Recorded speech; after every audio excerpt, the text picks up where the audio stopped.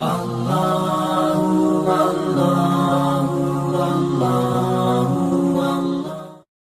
الرحمن الرحيم.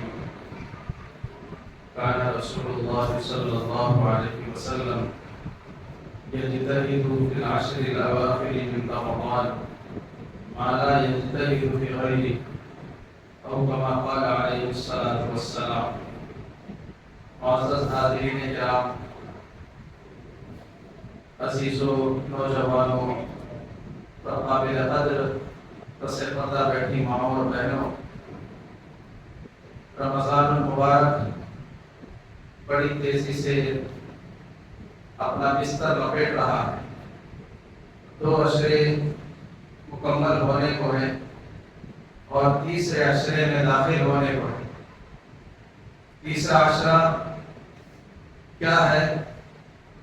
یہ پورے رمضان کا کریم اور نچوڑ ہے.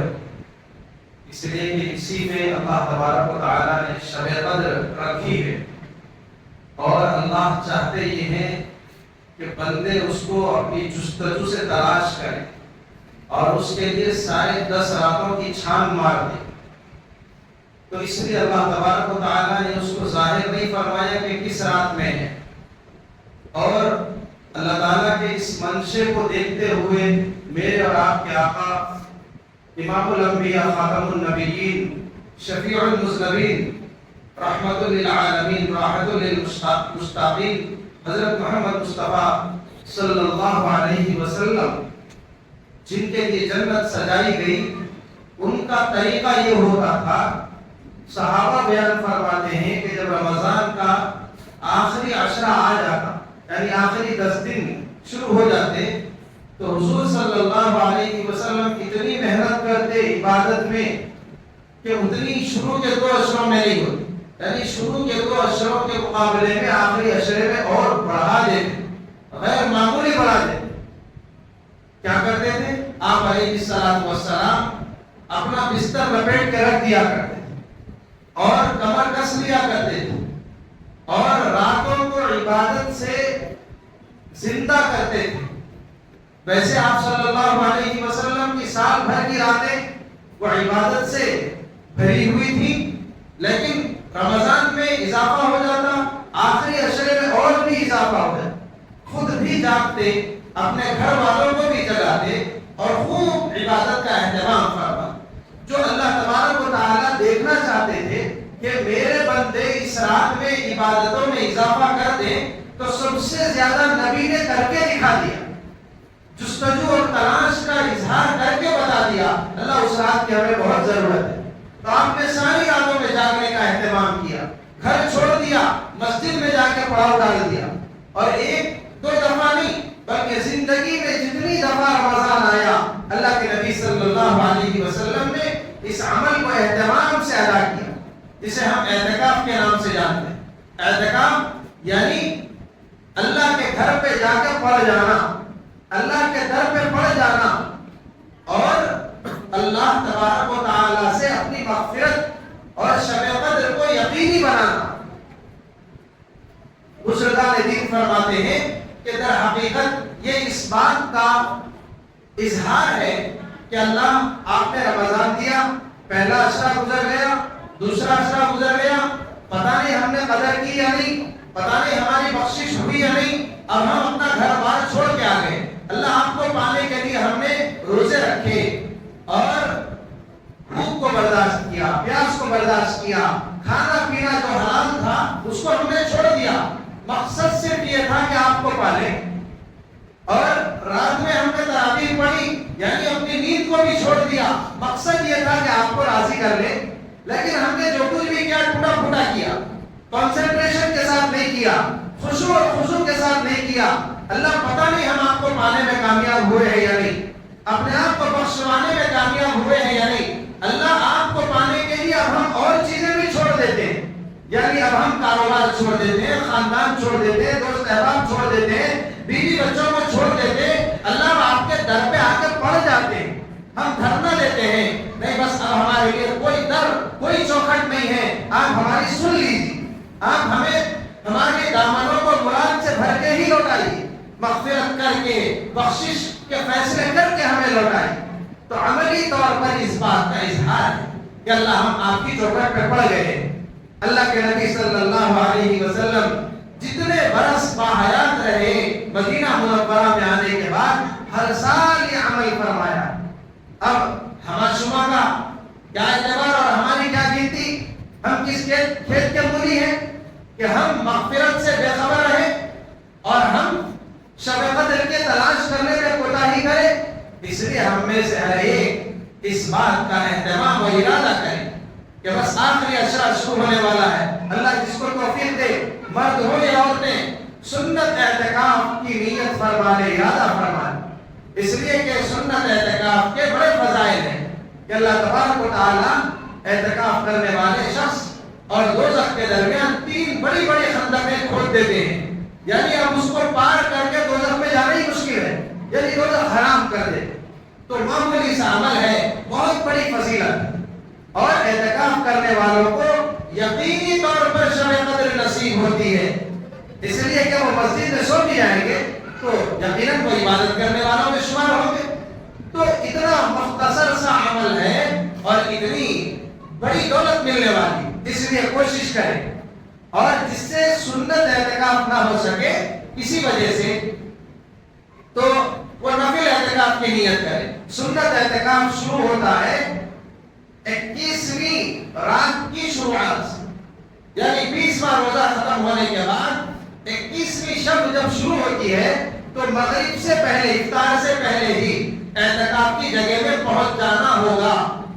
مرد ہے تو مسجد میں، عورتیں ہیں تو گھر کا وہ حصہ جو نماز کے لیے خاص کیے ہوئے ہیں اس جگہ پر پہنچ جائیں، اور اب بنا کسی عذر کے وہاں سے نہ نکلے، اسی میں بیٹھے رہیں چاند نظر آنے تک، چاہے 9 دن ہو چاہے 10 دن ہو، تو پورا مکمل وقت اعتکاف کی کنڈیشنز کے ساتھ وہاں پر گزارنا، یہ سنت اعتکاف کہلاتا ہے۔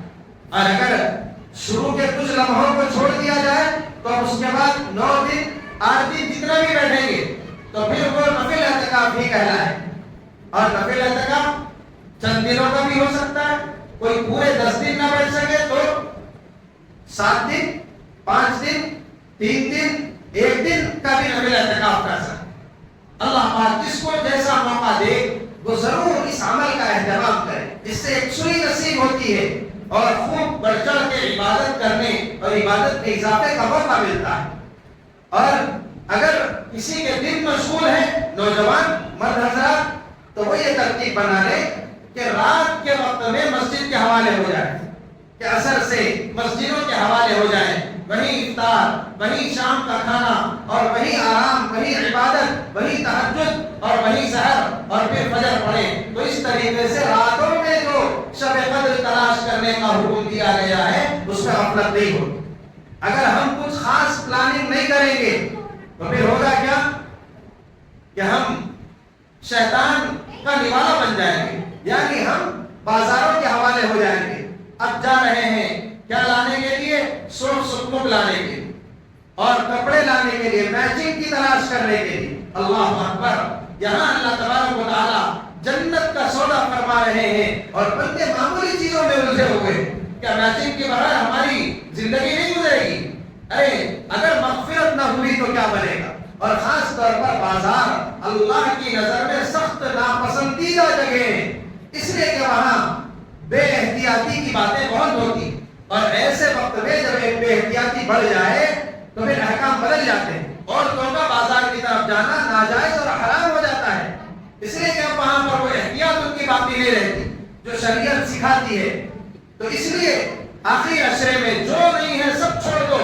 عید نئے کپڑے پہننے والوں کی نہیں ہے، عید اپنی بخشش کروانے والوں کی، عید اپنے روٹھے ہوئے رب کو منانے والوں کی ہے۔ اس لیے اعتکاف کی ترتیب بنائے، اپنی نسل کو بھی، اپنے مردانے کو بھی، جو خواہش مند ہے کہ جس طرح تراویح کے بعد یہاں بیانات ہوتے رہے ہیں تو ایسے ہی تربیتی اور بہت ساری قیمتی نصیحتوں کے ساتھ اگر اپنی اولاد، اپنے مردانے کو وقت گزارتا ہوا دیکھنا چاہے تو مدرسے کی مسجد میں بھیجیے۔ الحمدللہ یہاں کھانے پینے کے ساتھ تمام انتظامات معتکفین کے لیے، تاکہ ان کی بہتر تربیت ہو، ذہن سازی ہو اور ایک اچھا ماحول ان کو مل سکے۔ یا پھر جہاں آپ کو اطمینان ہو، جہاں آپ کی تسلی ہو وہاں پر بھیجیں، لیکن اعتکاف کے ماحول سے بھرپور استفادہ کریں۔ اور اعتکاف میں کرنا کیا ہے؟ لا یعنی فضول چیزوں سے بچنا، ہر قسم کے گناہوں سے بچنا، اور صرف اتنا ہی نہیں بلکہ عبادتوں میں اضافہ کر دینا، ذکر میں، تلاوت میں، نفل نمازوں میں، قضا نمازیں، جیسا کہ مولانا نے پرسوں تفصیل سے سمجھایا، یہ ساری چیزوں کا اہتمام شروع کر، اور خاص طور پر مسلمان دعاؤں کا اہتمام کر۔ دعا یہ بہت بڑی دولت ہے مسلمانوں کے لیے۔ یہ دعا کیا چیز ہے؟ یہ بندے اور خدا کے درمیان رابطے کا ایک اہم ترین ذریعہ ہے، جو فرش پر بیٹھ کر بندہ عرش کو ہلا سکتا ہے اگر اس کو دعا مانگنے کا حق اور سلیقہ آ جائے، وہ خدا کی رحمتوں کو سمجھنے لگے، وہ خدا کی ذات کو صحیح معنوں میں پہچان لے، تو پھر اس کی دعا میں جان پڑ جاتی۔ آج ہم اپنے دکھڑے، اپنی پریشانیاں، اپنے مسائب حالات سناتے ہیں، دوستوں کو سناتے ہیں، سہیلیوں کو سناتے ہیں، ملنے جلنے والوں کو سناتے ہیں، لیکن جو سنیں گے وہ کیا کریں گے؟ وہ انسان ہے، وہ بھی پریشان حال ہے، تو وہ کیا ہمارا دکھڑا سن کے کوئی مسئلے کا حل کریں گے؟ گھنٹوں شوہروں کے اور گھر والوں کے اور بچوں کے کمیاں، خامیاں اور بدتمیزیاں سنائیں گے۔ ارے یہی سنانا اگر اللہ کو سنا دے تو ان کی قسمت چمک سکتی ہے، اور ہم بہت سے گناہوں سے بچ بھی سکتے ہیں۔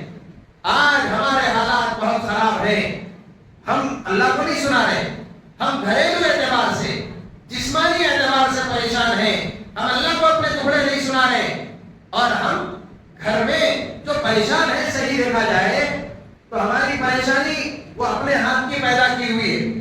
یعنی ہم کس میں پریشان ہیں؟ خواہشات میں پریشان ہیں۔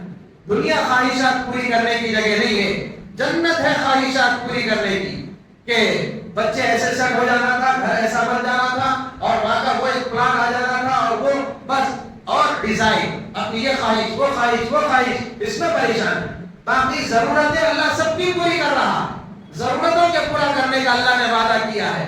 خواہشات میں زیادہ نہیں پڑنا چاہیے، ہاں اصل خواہش جنت کی ہونا چاہیے، مغفرت کی ہونا چاہیے، اپنی موت کی گھڑی ہمیشہ یاد ہونا چاہیے، قبر کی منزل یاد ہونا چاہیے، اور قبر سے کے سوال جواب اور دوبارہ اٹھایا جانا، اور جتنے خواہشات کے لیے پیسہ خرچ کر رہے ہیں ریل بل، تو ان سب کا حساب دینا ہے، ہر آن اس کا حساب ہونا چاہیے۔ ارے ہم کو جو پریشانی ہے وہ اس کی نہیں ہے، بلکہ پریشانی ہماری دینی پریشانی، ایمانی پریشانی ہے، ملی پریشانیوں میں ہم گھرے ہوئے ہیں۔ ہم عالمی سطح پر مسلمان ٹارگٹ بنائے جا رہے ہیں۔ دیکھیے پھر فلسطین کے مسلمانوں پر یک طرفہ ظلم اور ستم کے دروازے کھول دیے گئے، جنگ بندی کے جو معاہدے تھے یہود بے بہبود نے توڑ دیے اور اپنی خصلت کو دکھا دی، اور صرف فلسطین میں نہیں بلکہ سارے عالم پہ نظر ڈالیے تو آپ کو پتا چلے گا کہ اب جنگ، ہر طرف جنگی ماحول بنتا جا رہا ہے۔ ہمارے ملک میں بھی مختلف ریاستوں میں منصوبہ بند طریقے سے پری پلان فسادات، ہنگامے ہو رہے ہیں، مسجدوں میں توڑ پھوڑ اور شرپسند مسلمانوں کو پکڑ کر مارنا، اور مسلمانوں کو ٹارگٹ بنانا، اور مدرسوں کو ٹارگٹ بنانا، یہ سب ان کے اب منشور میں داخل ہو چکا ہے۔ یہ سب کیا ہے؟ ملک کے حالات کتنے بدلتے جا رہے ہیں، سیاسی اعتبار سے، سماجی اعتبار سے، عالمی اعتبار سے۔ ہمیں اللہ کے سامنے اس پر رونا ہے، ہمارا دل دکھنا چاہیے، اس لیے کہ ساری امت جسم کی ایک باڈی کے مختلف اجزاء کے مالک ہے۔ ایک عضو میں کانٹا چبھتا ہے تو آنکھ روتی ہے اور زبان سے آوازیں نکلتی ہیں اور دل بے قرار ہو جاتا ہے اور سارے جسم کے اندر ایک بے چینی پھیل جاتی ہے۔ تو کہیں مسلمانوں کے ساتھ کچھ ہو رہا ہو، کلمے کی بنیاد پر وہ ہمارے بھائی ہیں، تو ہمیں ان حالات کو اپنے اوپر لے کر سوچنا چاہیے، اور ہم کچھ نہیں کر سکتے ہیں، دعا ضرور کر سکتے ہیں۔ ارے ہم اگر مظلوم ہیں تو اللہ تو مظلوم کی آہ کو سنتا ہے، لیکن آج ہماری حالت یہ ہے کہ ہم خدا کے سامنے آہ نکالنے کے لیے بھی تیار نہیں ہیں، تو اللہ کی مدد کیسے آئے گی جب مظلوم ظلم سہ رہے ہوتے ہیں اور اس ظلم پر آہ نکالنے والا کافر بھی ہوتا ہے تو اللہ اس کی بھی سن لیتے ہیں۔ آج ہم مسلمان ہو کر بھی ان ظلموں پر آہ نہیں کر رہے، ہم کیا ہیں؟ ہم خواہشات کے غلام ہو چکے ہیں، ہم سوشل میڈیا پر مزے لے رہے ہیں، لیکن ہم تنہائیوں میں آ کے اللہ کے سامنے رونے والے اب نہیں رہے۔ ہمارے نبی صلی اللہ علیہ وسلم نے کیا سکھایا؟ قدم قدم پہ اللہ سے بھیک مانگنا سکھایا۔ رمضان میں بدر کی لڑائی ہوئی، اس کے جیتنے کے پیچھے سب سے بڑا ریزن وہ نبی اللہ کی دعائیں تھی۔ آپ سجدے میں گر گئے، رویا رویا رویا، اتنا رویا، اللہ کو منایا۔ تو صحابہ کے پاس نہ سواریاں تھی نہ ہتھیار تھے، لیکن جنگ جیت گئے دعاؤں کی برکت سے۔ آج بھی ہم جنگ کی حالت میں ہیں، لیکن فرق کیا ہے؟ فرق یہ ہے کہ وہاں دعائیں ہوتی تھی اور یہاں دعائیں ختم ہو رہی ہیں۔ مسلمان حالات سے کبھی گھبرائے نہیں، یہاں کوئی بھی ہمیشہ جینے کے لیے نہیں آیا ہے، سب کو مرنا ہے، دنیا چھوڑ کے جانا ہے، اسی لیے کہا جاتا ہے دنیا میں زیادہ مت کھپو۔ پھر پریشانی اصل میں یہ ہے کہ اس دور کے مسلمانوں پر اور ہر دور کے مسلمانوں پر حالات آئے ہیں، اس لیے کہ پھل والے درخت پر پتھر مارے جاتے ہیں، تو مسلمان پھلدار درخت کے مانند ہے۔ لوگ تو ٹارگٹ بنائیں گے، جب سب سے زیادہ اللہ کے نبی کو دکھایا گیا، ستایا گیا، تو ہم اور آپ کو ضرور ستائے جائیں۔ مسئلہ یہ نہیں ہے کہ مسلمانوں کو ستایا جا رہا ہے، مسئلہ اصل میں یہ ہے کہ جب مسلمانوں کو لوگ پریشان کرنے کا طے کر لیتے ہیں تو مسلمانوں کی دینی اور ایمانی حالت کیا ہے؟ مسلمان تقوی پر قائم ہے، مسلمان اللہ سے جڑے ہوئے ہیں، مسلمان دعاؤں کی عادت رکھتے ہیں، مسلمانوں کی عورتیں مالداری کی حالت میں بھی، خوشی کی حالت میں، غمی کی حالت میں، تنگی کی حالت میں، ہر حال میں دعا مانگنے کا اہتمام ہے یا نہیں؟ اگر دعا مانگنے کا اہتمام ہے تو گھبرانے کی کوئی بات نہیں، یہ ہماری دعائیں حالات کا کایا پلٹ دیں۔ ماں کا بڑا کردار ہے، نوجوانوں کا بڑا کردار ہے۔ اللہ کو روتی ہوئی آنکھ بڑی پسند ہے، گڑ گڑانے والی زبان بڑی پسند ہے، لیکن آج ہماری زندگی سے یہ چیز نکل گئی ہے۔ اب ہمارے پاس دعاؤں کا اہتمام نہیں، حالانکہ اللہ کے نبی صلی اللہ علیہ وسلم نے کتنی تربیت دی کہ کھانا کھاؤ تو پہلے دعا مانگو، سونے جاؤ تو پہلے دعا مانگو، کپڑے پہننا ہے تو پہلے دعا کا اہتمام کرو، ضرورت کو جانا ہے دعا، سفر پہ جانا ہے دعا، بازار میں نکلنا ہے دعا، گھر سے نکلنا ہے دعا، نیند سے اٹھ گئے ہو تو دعا، خواب برا پڑ گیا ہے تو دعا مانگو اللہ سے۔ حد تو یہ ہے کہ جب اپنے مردے کو قبر میں رکھ رہے ہو تو دعا پڑھو، اس پر مٹی ڈال رہے ہو تو اس کی الگ دعا ہے۔ کوئی عمل ایسا نہیں ہے جس میں دعا مانگنا نہ سکھایا گیا۔ قدم قدم پہ ہمیں دعا کی تربیت دی گئی، اور ہم ہیں کہ دعا ہی نہیں کرتے ہیں۔ عام دنوں میں بھی ہمارے بزرگان دین فرماتے ہیں ہر مسلمان کو 20 منٹ دعا مانگنے کی کم از کم عادت ہونا چاہیے، اور رمضان کا مہینہ آ جائے تو اس میں تو اللہ خود انتظام فرماتے ہیں، دعاؤں کے لیے جنت کو لگا دیے ہیں، فرشتوں کو لگا دیے ہیں کہ دعا کہنے والوں کی دعا پر آمین کہو۔ جب دعا اتنا زیادہ ہول سیل میں قبول ہو رہی ہے تو ہم مانگنے میں بخل کیوں کر رہے ہیں؟ ہم لاپرواہی اور غفلت کے شکار کیوں ہیں؟ اس لیے کہ ہم نے دعا کی دولت کو سمجھا نہیں۔ دعا مانگو، دعا ہی عبادت ہے کہ نماز پڑھ کے اللہ کی رحمت کو اپنی طرف متوجہ کرنا، اور جب اللہ کی رحمت متوجہ ہو گئی تو اپنے مسائل اللہ کے سامنے بڑی خوبصورتی سے، بڑے سلیقے کے ساتھ رکھنا ہے۔ لیکن ہم دعا میں لاپرواہی کر رہے ہیں، ہم غفلت برت رہے ہیں، دعا نہیں مانتے ہیں۔ دعا اگر قبول نہ ہو تب بھی ہم لاس میں نہیں ہیں، اس لیے کہ جو دعائیں قبول نہیں ہوتی ہے اللہ اس کو بڑے ذخیرے کی شکل میں کل قیامت میں بندوں کو دیتے ہیں۔ پھر بندہ یہ سوچے گا کاش ہماری کوئی دعا قبول نہ ہوئی ہوتی اور سب کا اجر و ثواب اور صلہ یہیں پر مل گیا ہو۔ تو دعا اتنی بڑی دولت ہے، وہ قبول ہو تو بھی فائدے میں، نہ قبول ہو تو بھی فائدے میں۔ آج ہم حالات سے گزر رہے ہیں پھر بھی ہم دست سے بس نہیں ہو رہے۔ تو اعتکاف یہ حسین موقع ہے مخلوق سے کٹ کر خالق سے جڑنے کا، یہ بہترین موقع ہے اللہ کے سامنے اپنا دکھڑا سنانے کا۔ جیسے اللہ کے نبی رویا کرتے تھے، جیسے امہات المومنین رویا کرتی تھی، ہم مسلمانوں کو بھی دعا میں لگ کر اللہ کے سامنے رونا دھونا چاہیے۔ اس سے ہمارا نصیب چمک جائے گا، اللہ سے ہمارا تعلق درست ہو جائے گا، ہمارے حالات جائیں گے. ہاں شرط یہ ہے کہ دعا گناہ کی نہ مانگی جائے. دعا کرنے والے حرام نہ کھاتے ہو, حرام ان کے استعمال میں نہ ہو, تو اللہ تبارک و تعالیٰ کو یہ عمل بڑا پسندیدہ ہے. اس لیے آخر عشرے میں جہاں اعتکاف کا اہتمام کرنا ہے, اپنی راتوں کو ریزرو کرنا ہے, جہاں گھر چھوڑنا ہے, بسترے چھوڑنا ہے, بیوی بچوں کو چھوڑنا ہے, سب کو بھول جانا ہے, میں ہوں اور میرا اللہ ہے, ایسی کیفیت کے ساتھ گزارنا ہے. اور پھر اس میں عبادتوں میں اضافہ, تلاوت میں اور دعا میں اور ذکر میں, خیرات میں, ہر چیز میں اضافہ کر دینا ہے. پھر اس کے بعد اللہ کی ذات سے امید ہے اللہ پاک اپنے فضل و کرم سے ہم سب کو شب قدر بھی اور رمضان کی برکات بھی بھرپور عطا فرمائیں گے. اللہ پاک مجھے آپ کو سب کو کہنے سننے سے زیادہ عمل کی توفیق نصیب فرمائے. وآخر دعوانا الحمدللہ رب العالمین.